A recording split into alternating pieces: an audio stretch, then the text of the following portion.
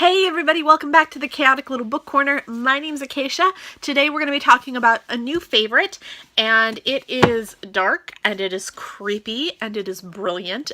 This is very reminiscent of The Clay Girl and of Our Endless Numbered Days. It has the same vibe and a lot of the same themes.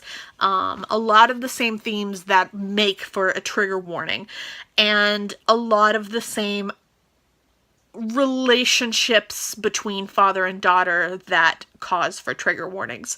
So just be aware of that. This book does not shy away from it. It is actually more graphic and more gripping and more raw than both of those books. So I really recommend that if you have a weak stomach, to stay away from this. I absolutely adored it, though. I think it is so brilliant and so fabulous. I do think at points it is a little overwritten and a little bit too wordy. There's a little bit of overwriting in certain points, but I definitely can see that it is a debut novel and therefore it is still brilliant. I just think that there's a couple of things that he will learn to kind of pull back on in the next novel, but in this case, it's forgivable. I ended up giving it 5 stars. I freaking adored it. I think that for me, the story was well done, outspoken, outlandish, and really, really sophisticated. I think that it spoke very true to the experience of a young girl going through abuse at a very young age. This book holds a lot of treasure to me. It is a very similar age to my age when I became a survivor, and so the main character really was connectable for me. I felt a lot of grief and a lot of pain to go along with the relationship between myself and Turtle, to the point where I ended up crying in the middle of public, I was selling some books back, and it was going to take about an hour to 2 hours, and so I had 2 hours to just sit and read.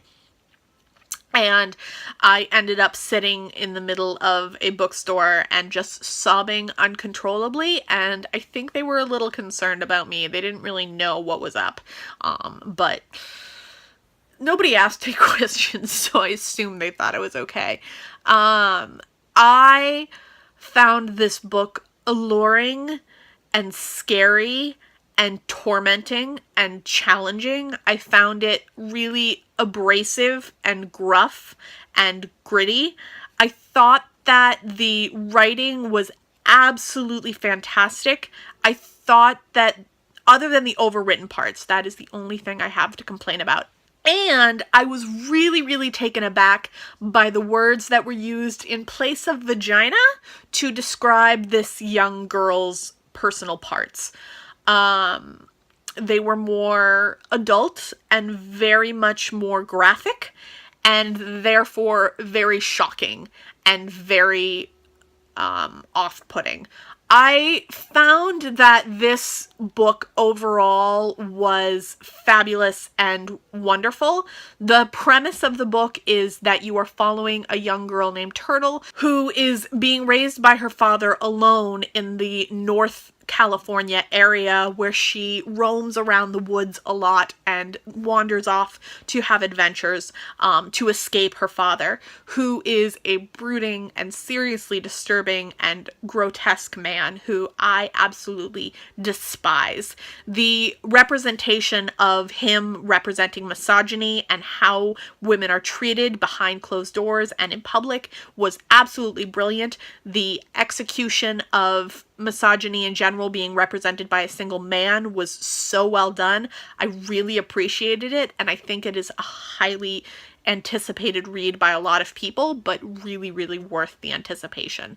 I recommend this absolutely. 5 out of 5 stars. And if you have any questions, comments, or quandaries, let me know. So next you are going to see the reading from this book from the author himself, and I hope you guys enjoy. If you like what you see here, please click that subscribe button down below and the like button, and then also any comments, quandaries, comments, or compliments will be welcome, and I look forward to talking to you guys in the comments. Bye. Excellent. So I'm just going to start here.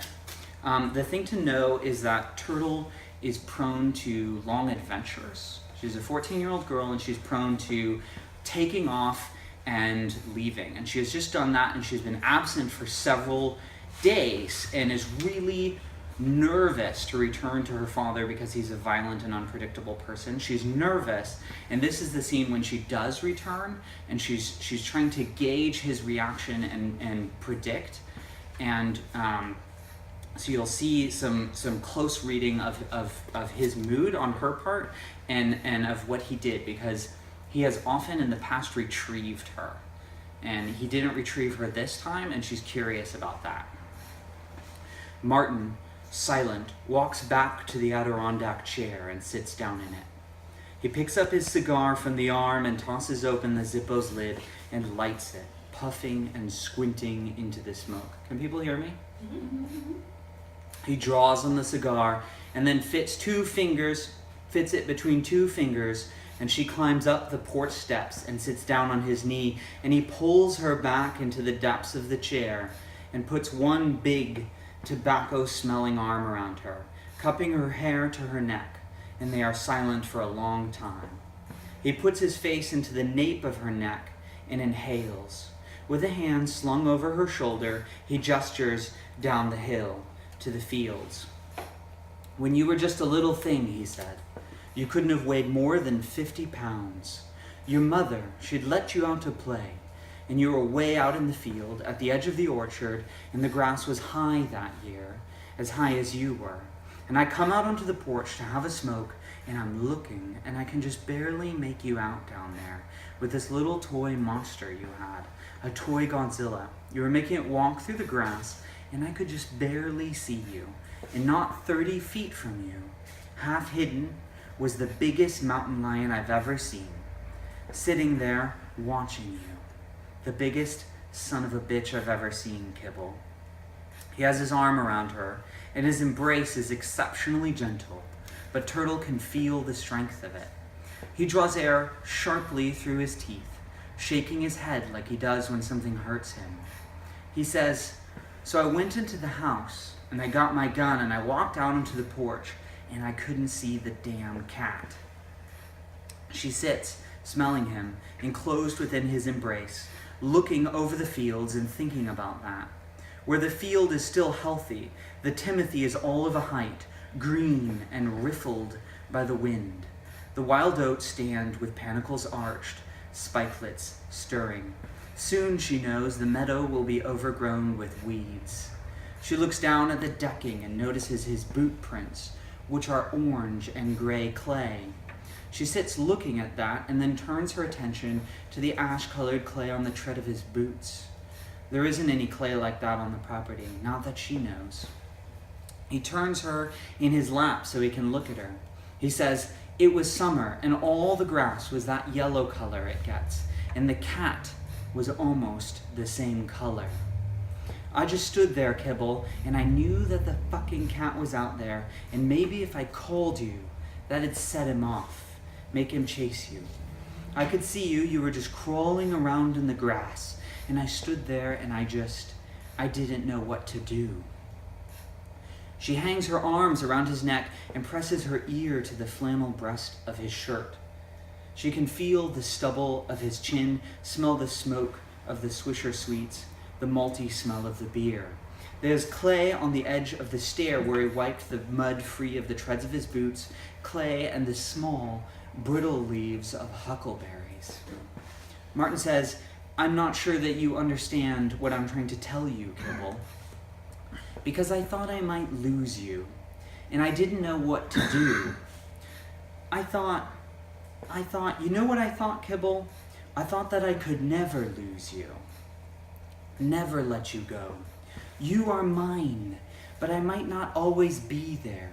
I might not always be fast enough or smart enough, Kibble. And the world is a bad place. It's a really fucking bad place. What happened? You stood up, he says. You just stood up and you looked into the grass holding that goddamn toy in one hand, and I knew that you were looking at the cat. Christ, you must have been looking right at him. I was standing on the edge of the porch. I just couldn't find him in the grass. It was like he was invisible.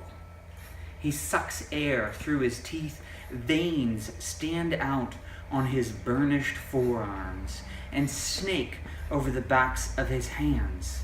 His knuckles are leathern burls. His fingers are cross-hatched with scars. She looks down at the knees of his Levi's stained with grease and rust and reaches down and picks at a scab-like crust of epoxy. There are mud and leaves on the ankles of his Levi's. Lapped into a fold of denim, the tiny, tight-lipped pink urn and lipstick pedicel of a pygmy manzanita flower.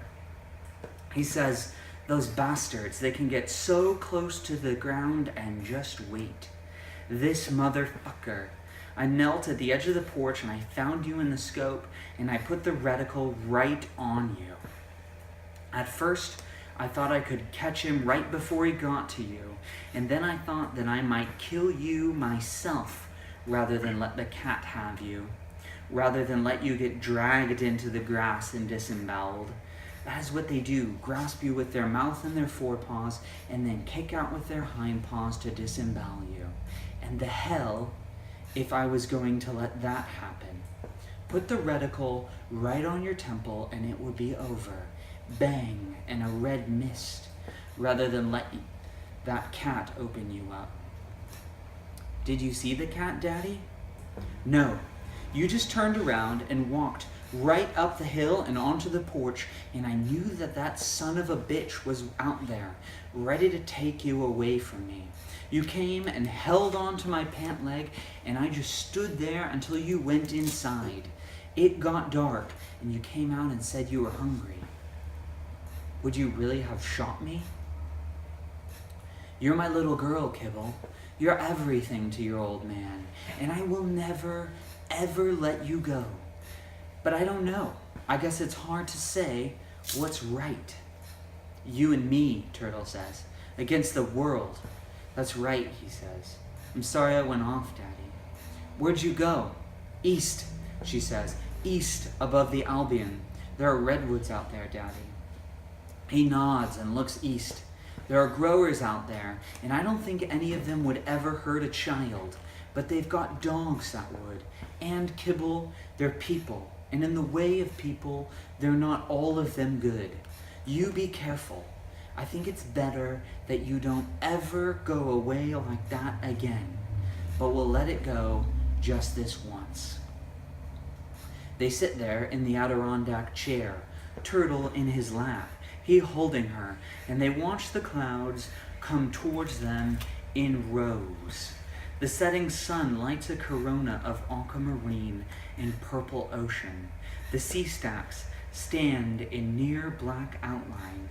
On their whitewashed shoulders, the cormorants wait with wings outstretched to the setting sun.